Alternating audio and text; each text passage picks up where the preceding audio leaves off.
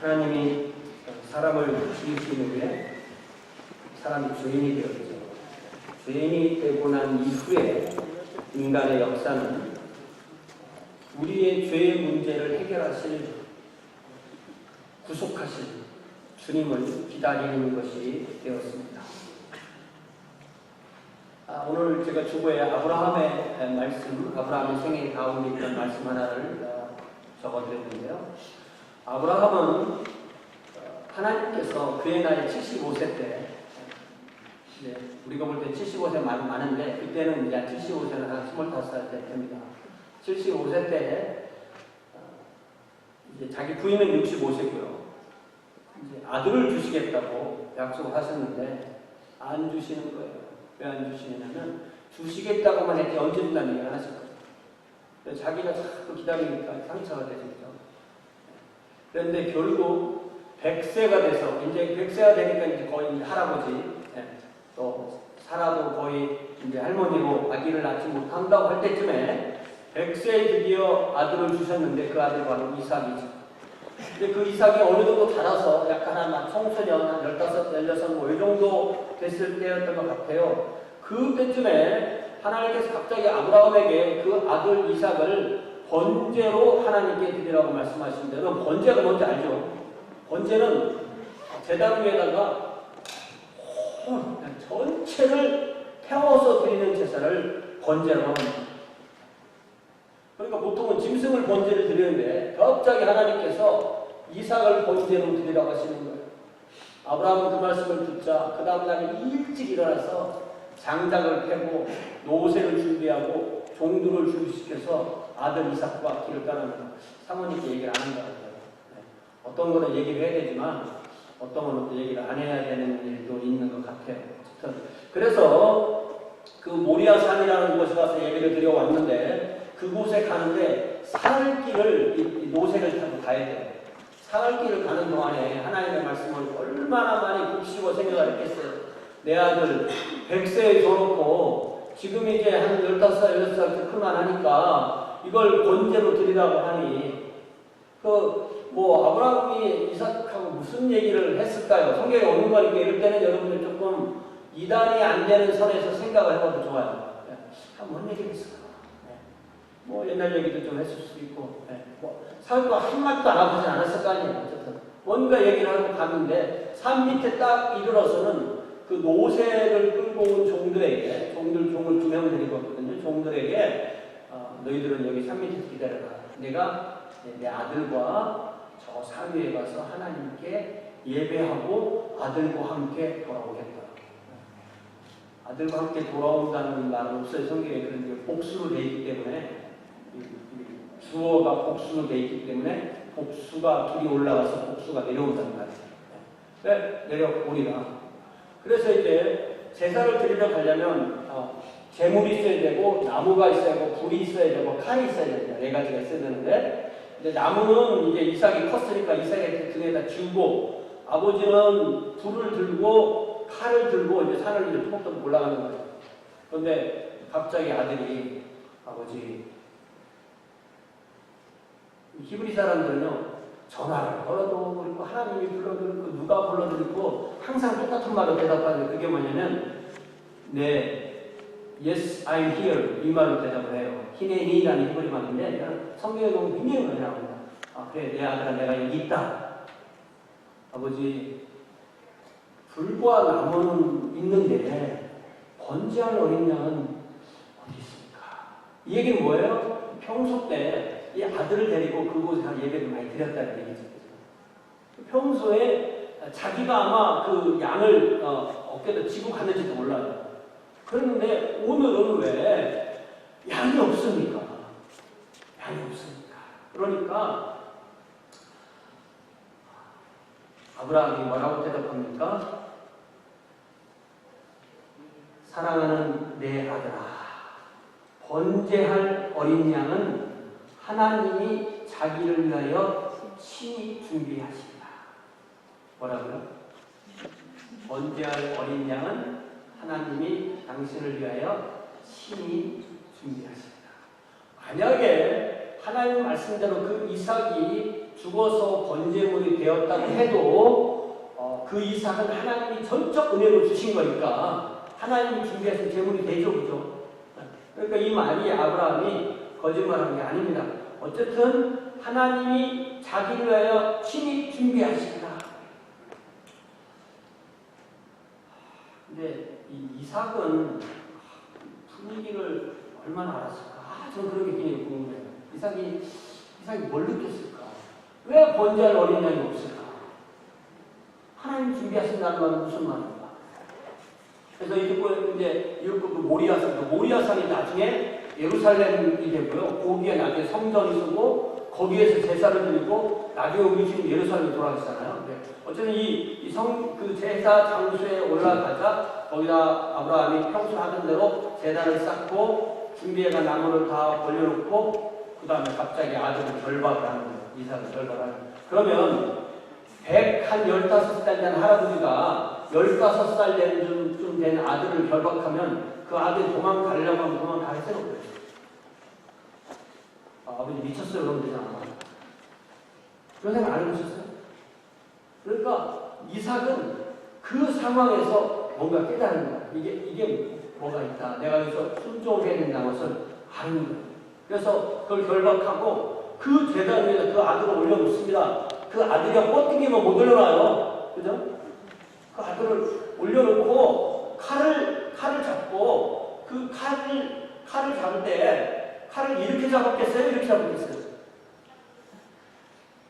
몰라요. 모르는데 저 같은 경우에 두 손으로 잡고 어떻게 한 손으로 하겠어요?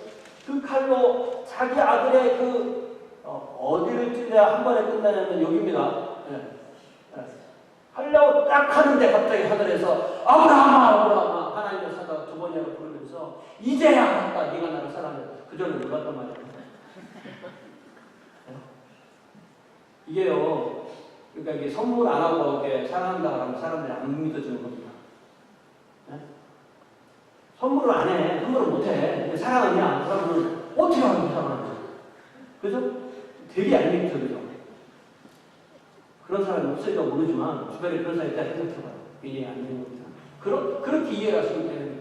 그러시면서 아브라함이 그때야 진정하고 뒤를 보니까 양 한 마리가 순양이 하나님께 순양을 드려서 순양 그러니까 그게 산양이겠지. 사람이 기르는 양이 아니고 그 뿔이 수풀에 걸려가지고 있어서 그 양을 데려다가 제사를 드렸다. 이런 얘기예요. 우리가 잘 알고 있는 그런 얘기인데 이 아브라함이 했던 그 얘기 아들아 번제할 어린 양은 하나님이 친히 준비하신다. 요 말을 그 말에 처음 혜택을 입은 사람이 누구예요? 누구죠?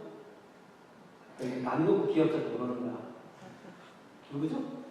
이삭이잖아, 이삭. 그래서 하나님이 친히 준비하신 그 제물이 죽고 이삭이 살아난 거잖아요. 그 이후로 인간들이 사실 희생제사를 이스라엘만 드리는 게 아닙니다. 모든 나라의 희생제사 개념이 있는데 무수히 하나님께 수많은 희생제사를 드렸지만 어떤 희생제사도 하나님 앞에 사람을 의롭게 만들어주지 못했습니다. 아브라함 이삭에게 한 말, 번제할 어린 양은 하나님이 자기를 위하여 친히 준비하시리라. 그 말이 인류를 향한 하나님의 약속이 돼서 모든 인류는 그 번제할 어린 양이신 예수 그리스도를 기다리는 거죠. 그래서 하나님께 드리는 진정한 제사, 진정한 제물, 진정한 번제는 하나님이 친히 준비하셔서 하나님의 생명과 똑같은 가격의 하나님의 독생자이신 예수 그리스도께서 오셔서 우리를 위해서 대제사장이 되시고 동시에 그 희생제사의 제물 저와 여러분의 그리고 모든 인류의 죄의 값을 위해서 제물이 되신 그 말씀이 이루어질 때까지 사람들은 그 예수님을 기다리는 것이 예수님 오실 때까지의 역사이었던 것입니다. 그러니까 우리가 하나님의 자녀가 되는 것은 바로 이 하나님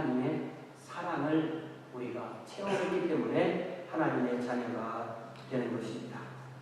오늘 우리가 히브리서 13장 1절에서 8절 말씀, 본문이 굉장히 길은데요. 우리가 그동안 히브리서만 쭉 봐왔기 때문에 그냥 본문을 쭉쭉쭉 읽고 지나가도 다 이제 충분히 우리가 이해가 되는 그런 말씀이십니다.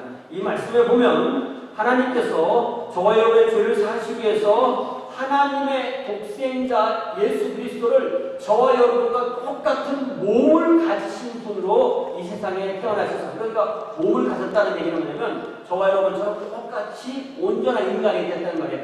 한 사람이 인간이려면 그 사람이 몸이 있어야 되고 정신이 있고 영혼이 있고 그렇죠. 그러니까 우리와 똑같은 그런 몸으로 보내셔서 저와 여러분을 대신하시는 희생 제물이 되게 하셨다는 말씀이에요. 그래서 우리가 이 사순절 세 번째 주일인 오늘 예수 그리스도의 몸이라는 제목으로 오늘 본문 말씀을 보겠습니다. 1절에 보니까 율법은 장차 올 좋은 일의 그림자일 뿐이고 참 형상이 아니다. 이렇게 말씀하세요. 특별히 우리가 성경을 읽은 것처럼 레위기의 말씀에 보니까 이스라엘 사람들은 1년에 한 번 대속죄일이라고 해서 대제사장과 그의 가족을 위해서 먼저 숫송아지를 하나님께 드리고 온 백성을 위해서 또 순념소를 드리는데 그런 거를 통해서는, 그렇게 반복해서 하는 그 제사를 통해서는 근본적으로 죄를 사할 수가 없다, 이렇게 선언합니다. 그러니까 지금 유대교는요, 짐승의 제사를 믿지 않아서 안 하는 게 아니에요. 성전을 못 지어서 지금 예배를, 제물을 안 쓰는 뿐입니다. 그 사람들은 아직도 구약 성경대로 희생 제사를 드리려고 생각하겠죠. 그러나 이미 2000년 전에 우리 주님께서 십자가에서 돌아가시고 장사되시고 부활하시고 이 대속의 제사를, 제물을 마치신 이후에 이제 히브리서 기자는 선언하기를 그 짐승의 제사로는 근본적으로 사람의 죄를 살 수가 없다고 명백하게 선언합니다. 만약에 그렇지 아니하다면, 이전에 만약에 그렇지 아니하다면 하나님께 나와서 예배드리는 자들이 단변하에 정결하게 됐기 때문에 다시는 자기가 죄를 지은 그것에 대해서 깨닫는 일이 없게 될 거고, 죄를 짓고 사함을 받았으면 그 죄를 다시 생각 안 해야 될 텐데, 그렇다면 더 이상 희생 제사를 드리는 일이 그쳤어야 될 텐데, 3절에 보니까 그러나 이 제사는 해마다 죄를 기억하게 하는 것이 있고, 4절에 그러니까 결론적으로 말하기를 황소나 염소의 피가 죄를 대신할 수 없다. 그래서 제가 성경은 아니지만 여러분들 외우세요. 어떻게 외우시냐면, 다들 우리 성경 다들 외울 거야. 예수님 오시기 전에 우리가 사함을 성도들이 받는 것은 무슨 카드라고 했어요? 크레딧 카드. 누구 이름으로 됐을까? 크레딧 카드 이름이 누굴까? 내 카드다. 내 카드는 그게 내가 패배 못합니다. 예수 그리스도의 이름으로 된 크레딧 카드를 쓰는 거예요. 그러면 예수님께서 오시고 난 이후에는 무슨 카드를 쓸까요? 그때는 데뷔 카드를 쓰는 거예요. 예수님께서 이미 다 하신 것으로 쓰는 겁니다. 그렇게 이해하면 맞아요. 이게 상당히 맞습니다. 내가 미국 친구한테 얘기를 해주니까 박수를 치며 좋아하더라고요. 그 사람은 그런 걸 그런 게 잘 이해를 하는 사람인 것 같아요. 그래서 5절에 보니까 이제 그 히브리서 기자는 우리 주님께서 세상에 임하시기 전에 이제 우리 주님께서 연대로 따지면 주전 4년, 5년 경에 오셨는데, 그때 오실 때쯤에 자신이 오실 것에 대해서 성경에서 미리 하신 말씀에 대해서 이렇게 히브리서 기자는 인용을 해요. 하나님의 말씀이신 독생자께서 저와 여러분과 같은 몸을 가지신 사람이 되시려고 할 때, 5절을 시작할 때 이렇게 말하죠. 그러므로 주께서 세상에 임하실 때, 아마 그때쯤에 when Christ came into the world, 아직 안 오신 거예요? 오실 때쯤에 이런 말씀이 당신을 위해서 해주신 말씀이라는 것을 시편 40편을 통해서 이미 예수님 오시기 1000년 전인 다윗이 예언한 시편 40편 6절에서 8절 말씀을 통해서 당신을 위해서 하신 말씀을 여기서 히브리서 기자가 인용하는 거예요. 그러면서 주께서 세상에 임하실 때 이르시되 하나님이 제사와 예물을 원하지 않으시고, 이제 우리가 이 제사 예물 이런 말 나오면 금방 이해가 되죠. 그죠? 제사는 뭐라고 그랬어요? 죄를 위해서 드리는 속죄제와 속번제, 예물은 하나님께 기프트로 드리는, 하나님께 감사해 드리는 번제와 소제와 화목제가 예물이라고 했죠. 요 제사를 하나님은 근본적으로 기뻐하시지 않는다. 하나님께서 진정으로 원하시는 것은 그것이 아니라는 거죠. 그러니까 하나님께서는 진정으로 원하시는 것이 아브라함의 그 아들이 아니었던 거예요. 하나님이 정말 원하는 건 뭐예요? 아브라함의 마음을 원하는 거예요. 아브라함의 마음이 네 하나님이 이삭이냐 아니야. 하나님 그걸 원하시는 것이죠. 그러시면서 우리 주님께서는 뭐라고 말씀하시냐면 오직 나를 위하여 한 몸을 예비하셨도다. 아직 성육신 하시기 이전에 주님께서 이제 성육신 하라고 하나님께서 마리아의 태중에 잉태하게 하셔서 사람으로 태어나게 하시면서 한 몸이 되어서 한 몸으로 사람으로 태어나게 하셨다. 자, 그러면 5절 말씀 아직 보여줘야 돼요. 5절 말씀을 보면은 이 몸이라는 단어가 왜 이렇게 중요할까? 이 몸이라는 단어가 왜 중요할까? 이 생각을 해봐야죠. 예를 들자면 우리가 구약에서 짐승을 번제로 드릴 때 가죽은 싹 빼서 제사를 드려요. 오물은 싹 빼서 버려요. 그리고 하나님께 드리는 것은 그 몸을 드리는 거예요. 짐승의 몸. 그 짐승의 몸, 그 짐승의 피, 그것이 사람을 위해서 대속으로 죽은 거죠. 그러니까 우리 주님이 몸을 가지고 계시지 않으시면 우리의 몸을, 우리의 생명을 대속하실 수 없습니다. 그렇기 때문에 우리 주님을 위하여 한 몸을 예비하셨다 이렇게 말합니다. 그러니까 신기하게도 예수님 시대 때, 그 예수님 시대의 초대교회 때 특히 그리스 쪽 계통 사람들이 예수님은 우리처럼 예수님은 하나님이시기 때문에 우리처럼 우리랑 똑같은 그런 몸을 가지고 계시지 않았다고 주장하는 사람들이 생기기 시작했어요. 왜냐하면 우리가 몸을 보면은 여러분 몸이 깨끗해 보이세요? 알면 더럽거든요. 알면 더럽습니다, 우리 몸이.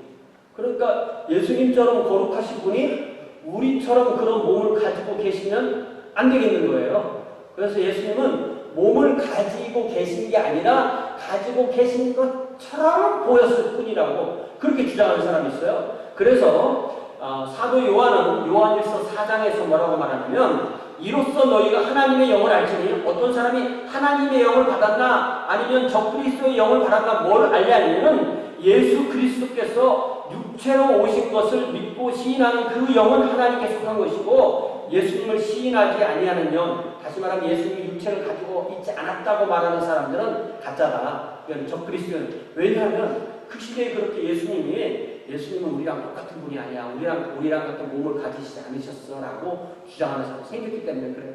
그러니까 예수님이 몸을 갖고 계시지 않으시면 우리를 위한 재물이 되실 수가 없었고 우리를 위한 재물이 되실 수가 없으시면 우리의 몸, 우리의 생명, 우리의 존재가 주님 앞에 대속될 수가 없는 거예요. 그래서 계속해서 6절에 뭐라고 하냐면 번제와 속죄제는 기뻐하지 않으신다. 그러니까 아까 제사와 예물이 있다고 했잖아요. 그러면은 이 제사의 대표는 속죄제가 대표고 예물의 대표는 번제가 대표예요. 그래서 제사와 예물 또 번제와 속죄제 이렇게 해서 이렇게 줄여서 또 말을 다시 쓴 겁니다. 그러면서 실제로 말하기를 이에 내가 말하기를, 그러니까 예수님께서 하나님께 말씀하시는 거죠. 성자께서 성도에게 말씀하시기를 하나님이여 보시옵소서 두루마리 책에 나를 가리켜 기록된 것 같이 하나님의 뜻을 행하여 왔나이다. 그러니까 제가 아까 말씀드렸듯이 성경 전체는 성자께서 이 땅에 오셔서 우리를 위한 구속의 주님이 되신다는 약속의 말씀인데 그 말씀을 내가 다 이루기 위해서 세상에 오셨다. 하나님의 말씀에 나에 대해서 약속하신 그대로 하나님의 뜻을 행하려고 제가 인간이 되어서 인간의 세상에 왔나이다라고 말씀하셨다라고까지 7절에 이제 히브리서 기자가 인용한 거예요. 히브리서 기자가 얼마나 친절하냐면 8절에 보면 지금까지 인용하고 또 다시 얘기해요. 설명해줘야 됩니까? 그걸 저는 또 설계해야 또 얘기해야 되고, 그러니까 이게 오늘은 이렇게 많이 설명 안 해도 툭툭 나갈 수가 있는 거예요. 8절에 위에 말씀하시기를 주께서는 제사와 예물과 번제와 속죄자는 원하지도 아니하시고 기뻐하지도 아니하신다 말하지 않았냐. 이는 다 율법을 따라 드리는 거다. 그리고 9절에 그 위에 말씀하시기를 보시옵소서 내가 하나님의 뜻을 행하려고 왔나이다 하셨으니 왜 오셨느냐. 첫째 것 그동안 짐승을 바쳐서 쭉 가던 모든 짐승의 제물은 다 폐할 수밖에 없는 것이다. 율법을 따라 예물과 제물, 번제와 속죄제, 황소와 염소의 피로 드린 것은 폐할 수밖에 없었다. 왜냐하면 둘째 것을 세우는데 그 둘째 것은 바로 우리 주님께서 오셔서 드리는 희생 제사로 그것을 이루기 위해서 오셨다라고 그렇게 다시 히브리서 기자가 얘기하는 거죠. 10절에 보니까 이 뜻을 따라서 예수 그리스도의 몸을 단번에 들으심으로 말미암아 우리가 거룩함을 얻었노라. 하나님께서 인류를 구원하시기 위해서 당신의 독생자를 세상에 보내셔서 사람이 되게 하시고 그 몸으로 인류의 죄를 구원하시기 위해 계속하게 하신 하나님의 뜻을 성자께서 이루시기 위해서 오셨고 우리 주님께서 오셔서 하신 일을 한마디로 요약하자면 예수 그리스도의 몸을 단번에 들이심으로 말미암아 우리가 거룩함을 얻었다. 지난주에 오신 목사님이 여기 단에서 한국말하고 영어하고 막 해서 좀 혼란스럽기도 하지만 그래도 굉장히 많은 내용을 말씀하셨거든요. 그 중에 하나 뭐라고 했냐면 저기 뒤에 세인트 집사 있는데 세인트 집사만 세인트가 아니라고 다 우리가 세인트라고 그 얘기한 거 기억나세요? 네. 거룩함을 얻었노라 하기 때문에 저와 여기 성도가 된 적이 있습니다. 저와 우리 예수 그리스도의 보혈로 거룩함을 얻었기 때문에 세인트가 된 것입니다. 그래서 11절에 제사장마다 매일 서서 같은 제사를 드리게 이게 1년에 한 번 대속제일만 드리는 것이 아니라 매일 제사를 드려요. 그렇지만 이 제사는 언제나 죄를 없게 하지 못하거나 구약의 제사로는 근본적으로 죄를 사할 수가 없다는 것입니다. 자, 12절에 오직 그리스도는 죄를 위하여 어떤 제사를? 한 번이지만 어떤 제사? 영원한 제사를 드리시고 하나님 우편에 앉으셨다.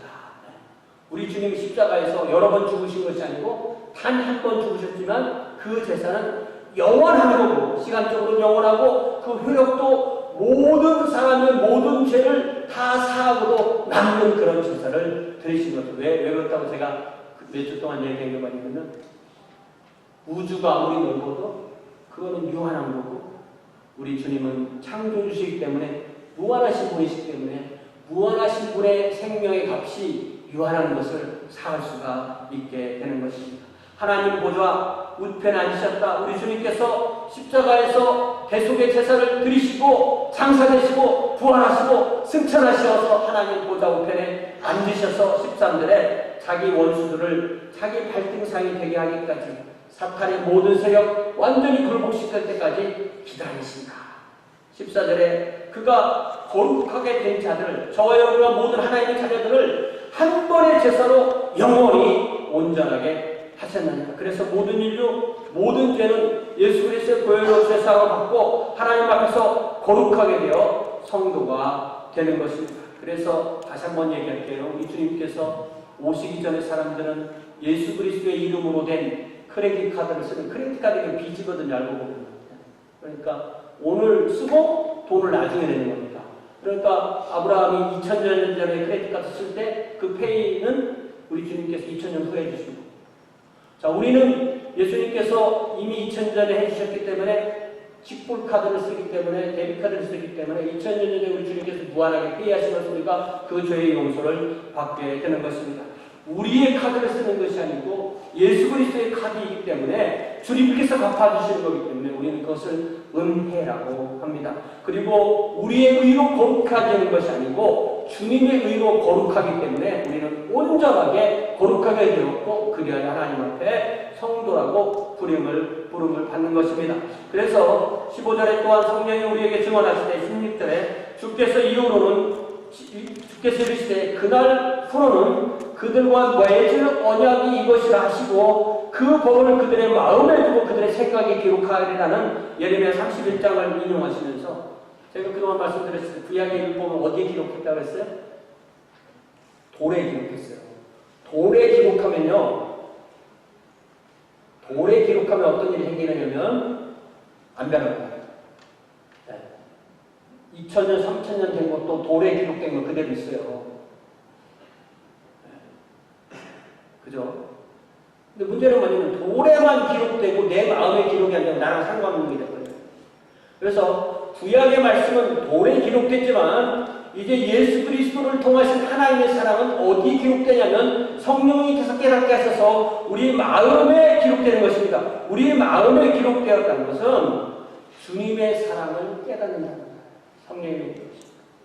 그러니까 저와 여러분이 예수 그리스도의 십자가에서의 대속의 보혈을 객관적으로 우리 주님이 십자가에 죽으셨다 그러면은 우리 주님이 십자가에 죽으신 거 다 알아요. 모르는 사람이 없습니다. 그것이 나의 것으로 바뀌는 것을 거기다가 한 말을 더 집어넣는데요. 나를 위하여 라고 말하는 그 사람이 바로 성도이고 그 사람이 바로 하나님의 자녀입니다. 예수께서 죽으셨어. 이건 누구나 다 아는 일이에요. 그러나 예수께서 나를 위하여 죽으셨어 라고 하는 그 사람의 마음에 하나님의 율법이 기록된 줄 믿습니다. 저와 여러분 언제 어디서나 그 누가 물어봐도 예수님께서 십자가에 죽으신 것은 나의 죄를 위하여 죽으신 거고 그리하여 나는 하나님의 사랑을 받았고 그리하여 그 사랑이 그 하나님의 말씀이 내 마음에 기록되어 있어요 라고 그렇게 고백할 수 있어야 되는 줄 믿습니다. 그래서 우리는 우리의 마음에 주님의 사랑이 기록됐기 때문에 우리가 주님을 따르는 일은 하기 싫은데 억지로 하는 게 아니에요. 우리가 사랑을 억지로 할 수 없잖아요.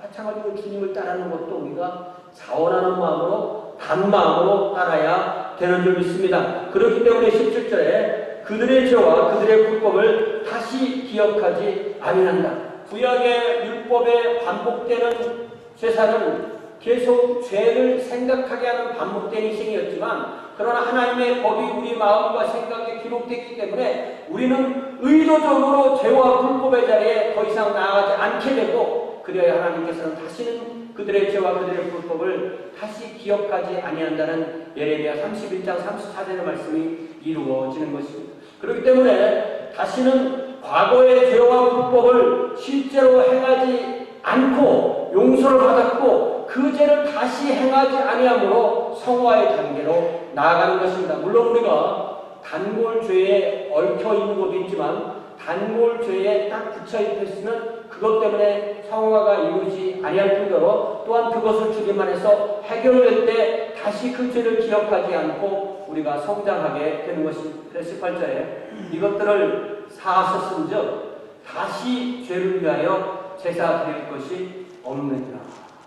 그러니까 예수님이 2000년 전에 돌아가셨는데 십자가에서 죽으셨는데 어떤 사람이 예수님 믿어버렸어요? 어떤 사람이? 나는 못 믿네.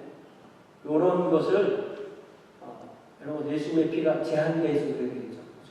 제가 어떤 사람을 어떤 여자를 제가 아내라고 했거든요. 아내.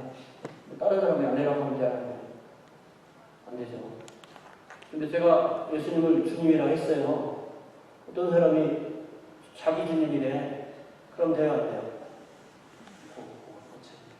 그렇기 때문에 우리 주님은 무한하신 분이기 때문에 하나님이시기 때문에 우리 주님이 한 번 십자가에서 죄를 사셨기 때문에 다시는 어떤 사람은 어떤 죄에 대해서도 다시 제사 드릴 것이 없습니다. 우리 주님은 한 번이지만 영원하고 한 번이지만 무한한 제사를 드리신 줄 믿습니다. 물론 우리가 우리의 생활 가운데 죄를 지는 거 다 압니다. 서로 다 알아요. 죄의 경중이 다를 뿐이지 하나님 앞에서 다 죽을 죄를 짓고 있습니다. 그렇지만 그 죄가 우리 주님 앞에 용서를 받게 되는 것은 바로 우리 주님의 희생의 짐을 우리 주님의 보혈로 사함을 받기 때문에 우리가 주님 앞에 주님을 닮아가게 되는 것입니다. 그렇기 때문에 우리는 어떻게 살아야 될까요? 제가 그 주보에 로마서 12장 1절의 뒷부분 말씀을 인용해 드리는데요. 이 로마서는 16장으로 이루어졌지만 1장부터 11장까지는 이방인과 유대인의 구원에 대해서 자세히 설명한 후에 이제 어떻게 살아야 되느냐는 이야기를 12장 1절부터 하는데 12장을 딱 펴니까 그러므로 형제들아 내가 하나님의 모든 자비하심으로 여러분을 권합니다. 여러분의 무엇을? 여러분의 마음을 하나님께 드리실 수락할 것 같죠? 근데 뭐라고 되어 있어요? 너희의 몸을 드리라고 했죠. 너희 몸을 하나님이 기뻐하시는 거룩한 산제물로 드리라. 이것이 너희가 될 영적 예배. 잘 생각해보면요. 어떤 사람들은 이렇게 말하는 사람이 많아요. 목사님 제가 거기 없어도 제 마음은 다 있어요. 그러니까 있다고 생각하세요. 이게 꼭 그 선물 안 주는 사람 비슷한 사람이에요. 그러니까 실제로 하나님이 원하시는 게 뭐라고요? 우리의 몸이라고. 우리 몸이 움직이는 겁니다. 최종적으로 우리 몸이 움직이는 거예요. 그 다음에 하나님이 기뻐하시는 제사. 구약의 제사는 하나님이 사실은 원하시지도 않고 기뻐하시지도 않는 거라고 했어요. 더 나아가서 그 예물은 산제사예요. 산제사. 산제사라는 말이 될까요? 안 될까요? 말이 될까 안 될까요? 제 재물을 드리려면 어떻게 된다고요? 죽여야지. 죽이면 어떻게 돼요? 죽은 제사지. 그럼 우리는 살아있는 제사를 드리래. 그럼 어떻게 돼요? 날마다 죽어야죠. 그래서 사도 바울이 날마다 죽는다고 표현한 거예요. 다시 말하면 우리의 삶에서 죄의 성품은 죽이고 하나님께서 원하신 하나님의 자녀로 매일의 삶에서 삶 가운데 거룩하게 구별된 삶 가운데 주님께 예배드리는 것이 바로 산제사, 하나님이 기뻐하시는 거룩한 산제물이 되는 제사입니다. 그런데 더 나아가서 이것이 너희가 드릴 영적 예배를 되어 있잖아요. 영적 예배. 그런데 이게 원어는 영적 예배가 아니에요. 원어는 제가 지난번에 말씀드렸지만 로지칼이라고 했어요. 로지칼. 로고스에서 온 단어. 로지칼. 이것이 너희들이 마땅히, 합당히, 합리적으로, 이성적으로 생각해서 이렇게 드려야 된다는 말이에요. 근데 그 로지칼 이런 말이 성경과 잘 안 어울리잖아요. 그래서 이 번역자들이 영어 성경을 딱 보면은 한 70%는 스피리추얼이라고 바꿔놓고 어떤 사람은 로지칼 스피리추얼 둘 다 한꺼번에 써놨어. 미안하니까. 그런데 원래 의미는 로지칼이에요. 그러니까 당연히 주님이 너희들을 위해서 몸을 주었으니까 너희도 몸을 주는 것이 당연히 합당한. 사랑을 받으면 속이지 않습니다. 속이는 사람은 사랑을 안 받은 거예요. 그 사랑을 기만하는 겁니다. 그러니까 우리가 우리 주님의 사랑을 주님의 몸으로 받았으면 우리의 몸을 드리는 그 삶을 살게 되는 것이고 그것이 바로 하나님 앞에 마땅히 합당히 드리는 예배, 매일의 삶에서 드리는 예배라고 말씀하십니다.